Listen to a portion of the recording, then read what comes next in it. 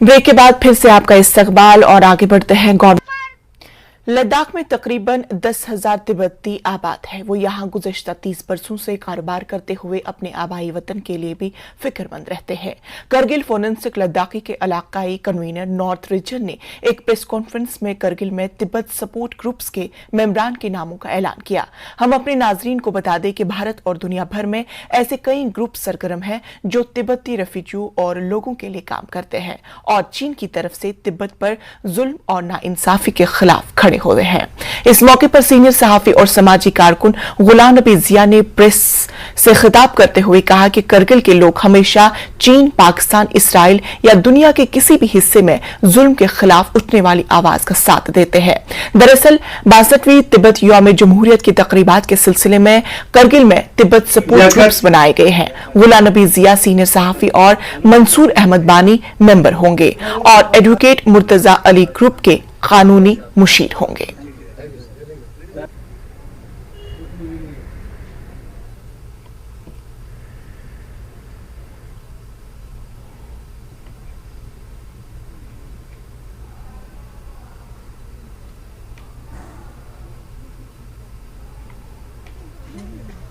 जी, यहाँ करगिल आके तो दुकान लगा के लगभग 20-25 साल हो रहा है और यहाँ तो लोग सब अच्छे हैं, ठीक ठाक है। लेकिन जो तिब्बत में जो है ना, तिब्बत में अभी बहुत जुल्म हो रहा है, लेकिन ये जुल्म नहीं होना चाहिए।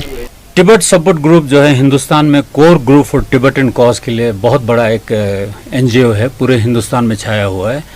We have regional convener around the country and then we have around 140 or 150 Tibet support group in different parts of India. तो चूंकि इन्होंने मुझे कन्वीनर ऑफ नॉर्थ इंडिया बनाया, नॉर्थ में आता है जम्मू कश्मीर और लद्दाख, तो लद्दाख में मैंने थोड़ा बहुत अभियान चलाया और लास्ट टाइम मैंने जम्मू में भी एक जम्मू तिब्बत सपोर्ट ग्रुप बनवाया। तो मैंने सोचा करगिल को पीछे नहीं छोड़ना चाहिए क्योंकि करगिल हमारा एक महत्वपूर्ण अंग है। तो मैं अब करगिल आया हूँ और करगिल में दो ही चीज़ के लिए आया हूँ।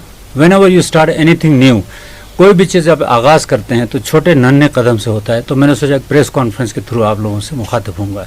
अब तिब्बत का मसला ये है कि क्यों हम तिब्बत के फेवर में बोलते हैं, क्यों हम चाइना को चेतावनी देते हैं, उनको अवेयरनेस देते हैं। एक तो तिब्बत की आज़ादी गई, वो तो एक चीज़ है। उससे बढ़कर हिंदुस्तान को चाइना इनडायरेक्टली वॉर करता है। वो कैसे करता है? तिब्बत में जितने भी दरिया है, दरिया सिंध, दरिया ब्रह्मपुत्र, इरावदा, जो बड़े बड़े दरियाएं आ रहे हैं, उन सब का वो रुख बदल के डाम बना के पानी उधर ले जा रहे हैं। खुदा ना करे कल को ब्रह्मपुत्र का पानी अगर 24 घंटे के लिए भी बंद हो जाए तो पूरा आसाम, बांग्लादेश, म्यांमार और दरिया सिंध को रोके तो पाकिस्तान सूख जाएंगे।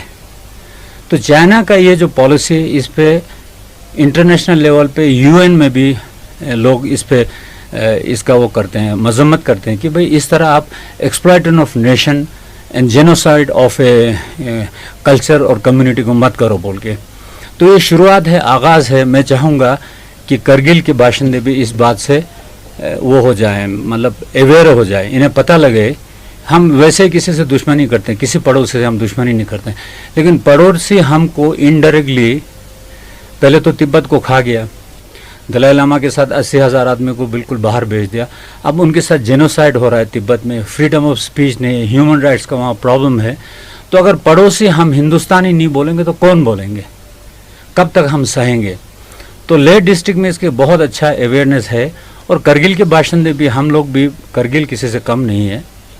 तो अब मैंने ये शुरू किया कि एक तिब्बत अवेयरनेस प्रोग्राम यहाँ हो। इसीलिए it's just the beginning, it's just a simple, है ना। जैसे कि आप जानते हैं दूध, बड़े से बर्तन में दूध होता है तो थोड़ा सा खटाई डालता है, तो जब रात भर रहता तो सुबह वो दही बनता है। तो मैं उम्मीद करता हूँ मेरी इस बात से, इस खटाई से करगिल लोग सोचेंगे, चिंतन मनन करेंगे, दे विल थिंक कि ये क्या बोल रहा है, क्या ये सही है कि नहीं। और नेट पे देखिए पिछले 3 साल में तिब्बत में 150 आदमी ने खुद को जलाया इसके कि हमें फ्रीडम ऑफ स्पीच दे दो, और पूरा दुनिया जो इसको नज़रअंदाज कर रहा है। It's not done, you just can not keep your eyes close. Tibet is very serious and हम चाइना से एकदम से आज़ादी नहीं मांगते, हम ऑटोनॉमी मांगते हैं भाई। तिब्बतियों को सही हक दे दो। मैं जहाँ तक करगिल की आवाम की बात कहूँगा, बहसियत साफ़ी मैंने जो 30-32 साल जो काम किया है, जी करगिल ने हमेशा हर जुल्म के खिलाफ आवाज़ उठाया है। बहुत अच्छा। चाहे वो जुल्म हिंदुस्तान में हो, तिब्बत में हो, चाइना में हो, चाहे हर दुनिया के किसी कोने में हो, उसमें करगिल के अवाम ने हमेशा आवाज़ उठाया है। तो ये सारी दुनिया को पता है, आजकल पढ़े लिखे लोग हैं कि तिब्बत में क्या जुल्म हो रहा है। जिस तरह 1.2 मिलियन लोगों को वहाँ कत्ल किया गया है, वहाँ जुल्म हो रहा है। तो उस जो जुल्म कर रहा है वो सिर्फ तिब्बत तक ही नहीं है, उसका असर हमारे आसपास के जो कंट्री उनमें भी पड़ रहा है, चाहे वो पानी का मसला हो, चाहे इन्वायरमेंटल हो, या किसी भी तरीके से हो। तो जुल्म है। इसलिए हमने आपके ग्रुप को इसलिए ज्वाइन किया है कि जुल्म के खिलाफ हम आवाज़ उठाएं। बहुत अच्छे, बहुत अच्छे। नूनो लमकन मंसूर साहब, आप भी 2 शब्द बोलिए। आपका जो मोटो है बहुत ही ज़बरदस्त मोटो है। हम चाहते हैं कि ज़्यादा से ज़्यादा लोग इसमें शमूलियत करें। हम यही कहेंगे कि आए और सपोर्ट करें। Thank you very much. ज़्यादा ना बोलते हुए मैं ये चाहूँ कि इंशाल्लाह कि नेक्स्ट टाइम जब हम आपके आएंगे तब ये ग्रो हो चुका होगा। और हम ये भी जानते हैं, हम अभी टच में हैं, एक तो हमारा जो लीगल एडवाइज़र है वो हैं आपके बहुत बड़े यहाँ के सीनियर एडवोकेट मुर्तज़ा अली साहब, वो हमारे लीगल एडवाइज़र हैं। हम उनसे पूछ के लीगल काम कर रहे हैं और बहुत जल्दी मैं आप लोगों को प्लेजेंट सरप्राइज दूंगा। करगिल के लेडीज़ भी किसी से कम नहीं है। हम बहुत जल्दी women wing of Tibetan support group भी ज़रूर निकालेंगे